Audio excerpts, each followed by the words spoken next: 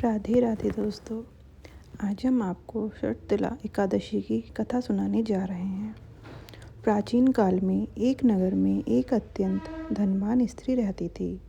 वह नियमित रूप से व्रत उपवास करती, दान भी देती थी, किंतु उसके सभी दान केवल दिखावे के लिए होते थे। वह कभी भी श्रद्धा और प्रेम से भगवान विष्णु की भक्ति नहीं करती थी। कुछ समय बाद उस स्त्री की मृत्यु हो गई।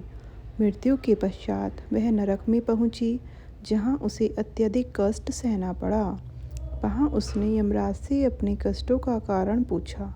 यमराज ने कहा, तुमने जीवन में बहुत दान दिए हैं, परंतु कभी भी अन्न दान नहीं दिया और न ही सच्चे भाव से भगवान विष्णु की उपासना की, इसलिए तुम्हें यह दंड मिल रहा है।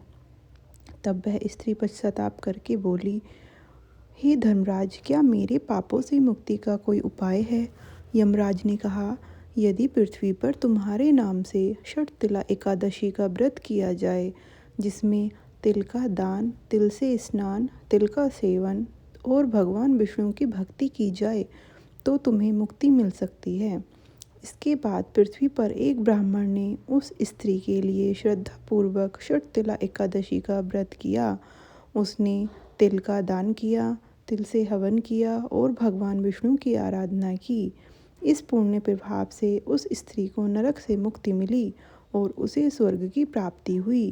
तब भगवान विष्णु ने कहा, जो भक्त माघ मास की कृष्ण पक्ष की एकादशी को शर्तला व्रत करता है, उसके सभी पाप नष्ट हो जाते हैं और उसे मोक्ष की प्राप्ति होती है।